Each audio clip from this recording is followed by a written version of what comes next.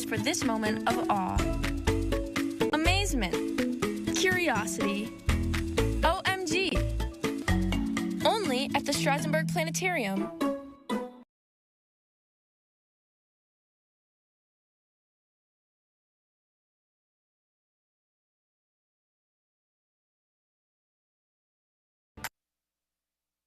Now, your forecast first. Sponsored by the Lions National Bank.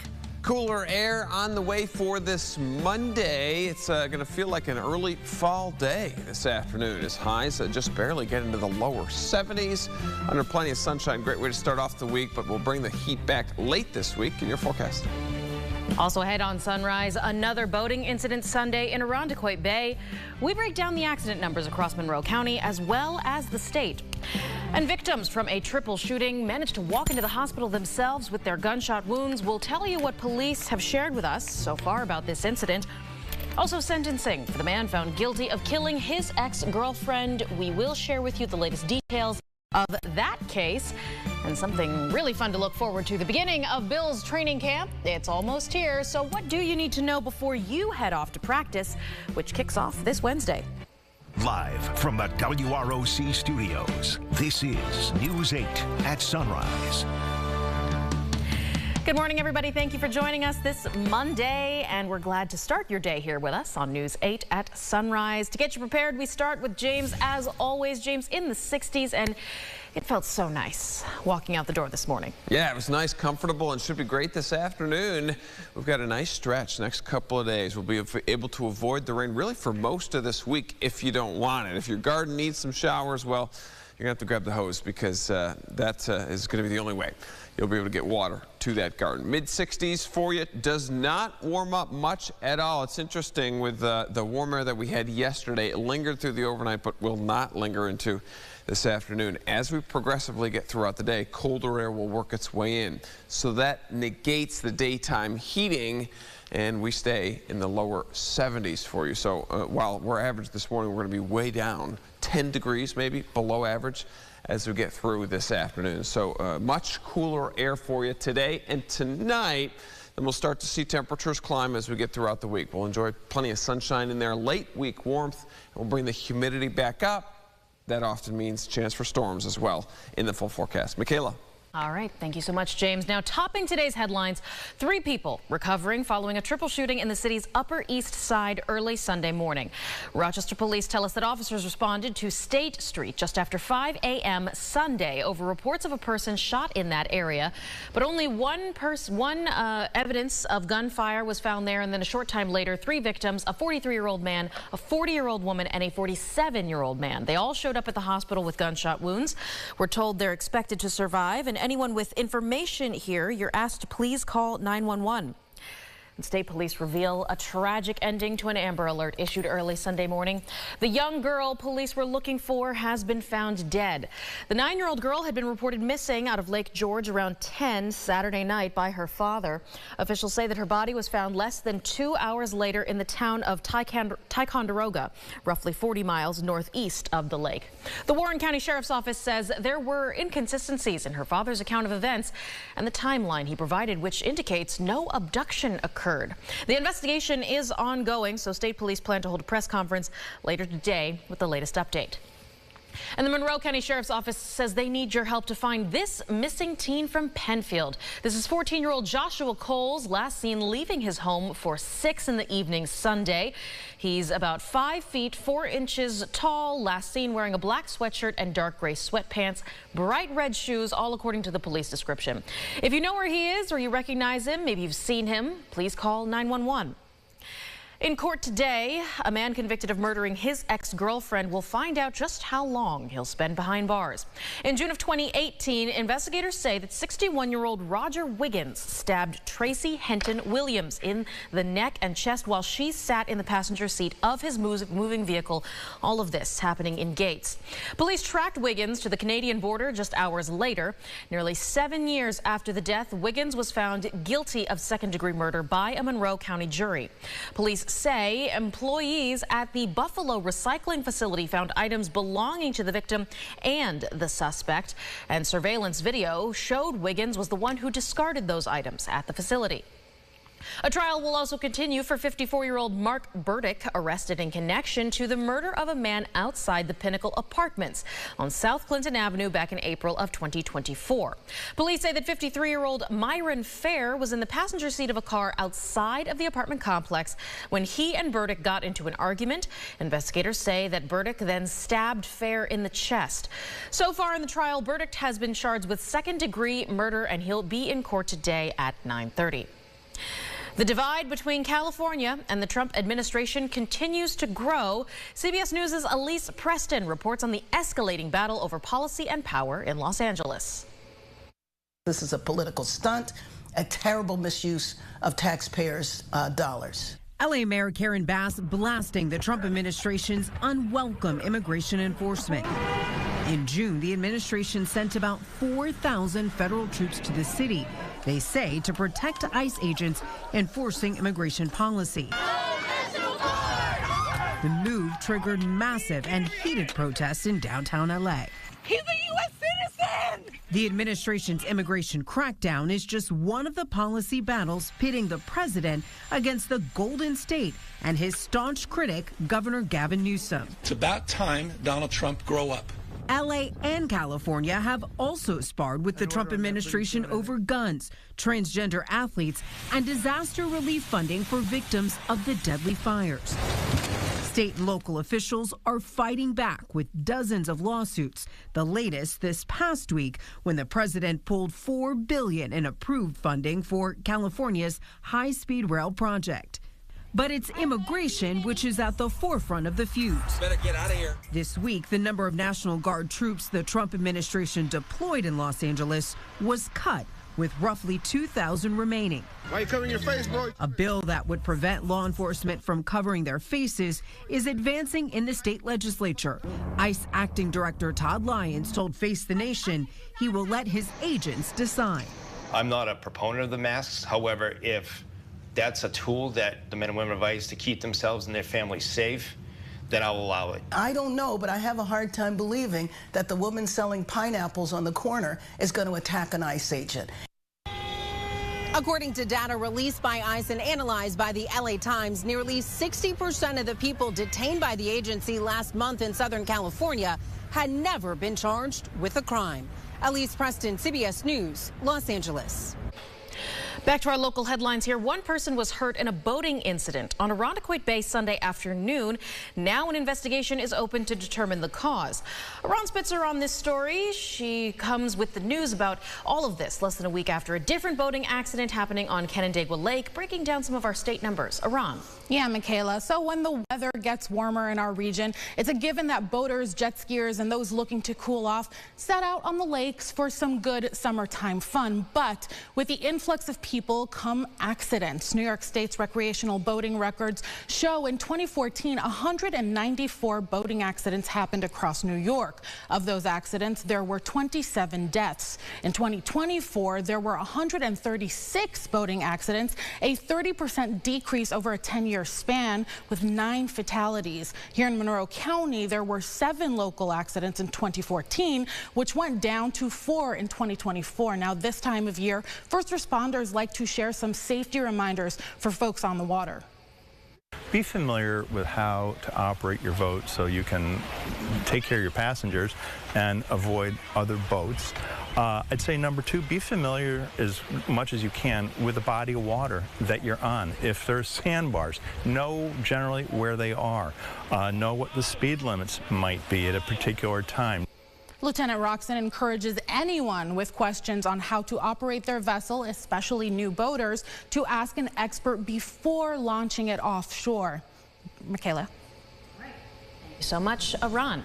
Well, we're looking ahead to our boys in blue and red and white making their return to St. John Fisher this week. Of course, we're talking about the Buffalo Bills. If you're planning to catch the team at camp, there's some things you need to know so that you can gain entry.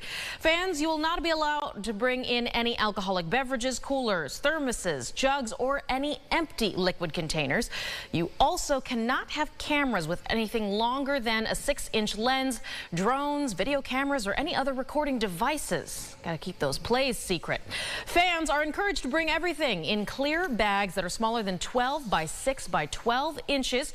You can also have single-served unopened food containers and sealed water bottles. Strollers and umbrellas are also a-okay. That first practice will be this coming Wednesday, kicking off at 9:45 a.m. And a traffic alert here to look out for. Starting today, crews will start paving and milling along Park Avenue in Rochester, affecting Alexander all the way to Oxford Streets and Tracy Street to Park Avenue. Well, construction is supposed to last through Friday. No parking will be allowed until that construction is complete. James, how are we looking for our rain chances? I know that's a big deal for those construction crews. Yeah, very low rain chances, almost zero for many days. So it's we'll be able to get that job done and painful while it happens, but once it's done, you're happy. It's going to look good. They just finished the sidewalks over there too, and they're very beautiful. That's nice. When we do get rain, could be downpours, maybe some thunderstorms in there as we get later in the week. We'll talk about that next. And also coming up in our top stories, it has been 6 months since President Trump took office for a second time. He marked the occasion with an unusual suggestion. Also, the new Superman movie shoots to success at the box office and in animal shelters. We'll see why just ahead. News 8 WROC, Brennan Summers, Michaela Singleton, and meteorologist James Gilbert. You're watching News 8 at sunrise.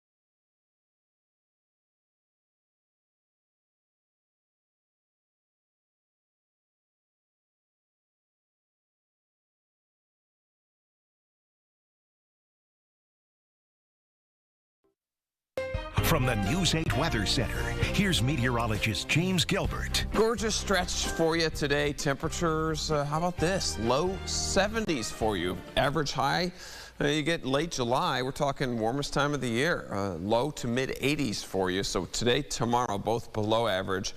But we climb. We go up and up. By Wednesday, mid 80s for you. and there it is Thursday. We peak in the lower 90s. That's going to bring a lot of humidity in there as well, and then some storms as we get into Friday and potentially into the weekend. So just cruising on upward. Sodas Bay, got a neat view there with your sunrise. Some clouds overhead now, and yeah, we may deal with clouds for another couple hours or so, but they'll dissipate, and that sun definitely going to be taking over. Calm, though, not seeing much action out of the flag really at all. So we're starting off in the mid-60s there. Dew point in the mid-50s. That's not bad at all. Let's keep that number down as well. That's in the 50s for you really for today and tomorrow. So that real feel like temperature, not bad. And that wind speed out of the northeast at 10 miles per hour. So high pressure is to our north. That's going to be bringing in the cooler air. Look at how the air flows around that big H. As long as we're on the eastern side of it, that's going to mean cooler air, right? So you go from north to south, and it's going to bring in temperatures that stay below average. As you get over the next couple of days, though, into tonight and then tomorrow, as the high pressure starts to work its way out into the Atlantic, that's going to change the flow. It's going to be more of a southwest flow. And guess what? Hazy, hot, humid weather not too far away. A lot of the south is going to deal with 90s, 100s for several days, maybe most of the week, really. We're lucky to enjoy today and tomorrow before we do get into that heat later in the week. So watch, the high pressure shifts off to the east. Now the flow is going to be out of the southwest, and we'll welcome in the heat. Storms, though, stay away. I don't expect any storms to arrive really even by Wednesday and into Thursday. It may be Friday. You got to get all the way into the weekend to enter those storms into western New York. So it'll take quite a while here. By Wednesday, we'll start to see those overnight lows take a jump. I think we can enjoy tonight and tomorrow night before upper 60s, then back into the 70s. Look at that Thursday night into Friday temperature, 76 there. And then we'll stay on the warm side through the weekend and into early next week. And that's going to bring in those chances for showers and thunderstorms there. So a couple of days we can really enjoy here, Michaela. All right. Thank you so much, James. Definitely looking forward to those weekend plans, how the rain will shore up. Yeah, we'll wait to see quite a while till we get there. Absolutely. All right. Well, we suggest you download the Rochester First streaming app, available for you for free on Roku, Amazon, or Apple TVs. Just make sure you search for us, Rochester First. You can watch all your favorite News 8 segments, weather updates, and unique content, all of it on demand, including our new podcast, Second Cup of Sunrise. Brennan and James keep the headlines rolling every single day on the weekdays, 9 a.m. Tune in for their insight on that. Well, coming up here next at 5:17, D.C. suburbs cleaning up after a weekend of flash flooding, and the National Parks Service releases the first images of the damage done to the Grand Canyon's North Rim after fires tore through the area.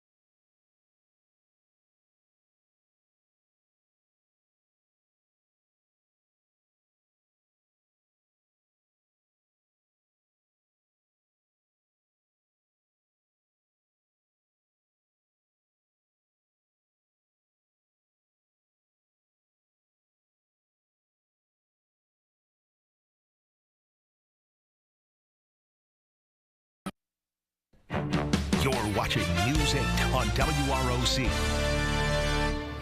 Welcome back. To top our headlines this morning around the nation, we are now officially 6 months into President Trump's second term.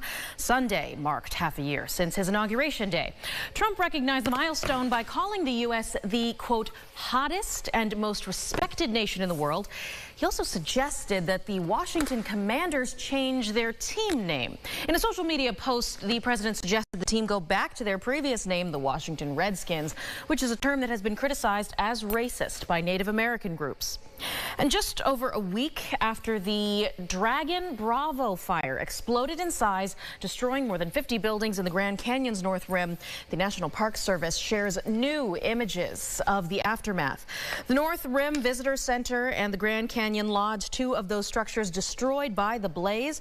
And as of Sunday, the Dragon Bravo fire had burned more than 12,000 acres and was 8% contained. Finally, people across Maryland cleaning up after a weekend of torrential rain and flash floods. More than 5 inches of rain fell in Washington, D.C. suburbs on Saturday, flooding the streets there. And emergency crews in Montgomery County rescued dozens of people, including from their cars stranded in several feet of water. James, I have some friends living in Baltimore. They were texting me the pictures. It came down so quickly while they were on the highway. It's a very scary situation. Yeah, flash flooding is mostly common. The damage that you see is mostly on roads, people driving through flooded roadways. Yeah. So we always say, turn around, don't drown, stay away from that. And glad it's not here, right? And not very concerned glad about that locally. My goodness, how different this is. Nice golfing forecast for you next couple of days. I don't have any rain really at all through today, tomorrow, and then even Wednesday and Thursday when you crank up the heat numbers in the upper 80s and low 90s by the end of the week. But for now, we're enjoying what looks like a gorgeous stretch of weather throughout most of this week. All right. Thank you, James. Coming up here next, the new Superman movie seems to be a hit at dog shelters around the nation. The change in adoption numbers coming up on Sunrise.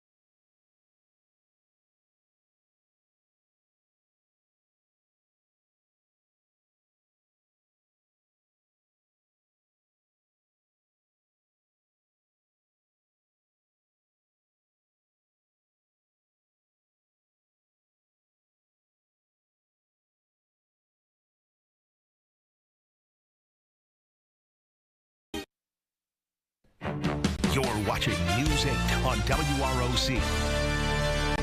Welcome back here at 525. The new Superman movie having a super effect on dog lovers all over the world. The look-alike contest for the hero's best friend was held in New York this weekend. CBS News reporter John Diaz explains they also changed to dog adoption numbers. A 4-year-old Buffy may not know how to fly, but the rescue dog does have a superpower. She made her new dog dad fall in love with her. More than I've done anything for her. She's definitely changed my life. He just adopted her 7 months ago, and Friday entered her into a crypto lookalike contest based off Superman's dog. Crypto! In celebration of the new and popular DC Studios film. Regardless, she's still a superhero. Pumpkin Pet Insurance issued the casting call for pups who look like Crypto, the super dog, with a chance to win $1,000. Sean and Whitney's Sally of Morningside Heights say their dog, Walter, could be a clone.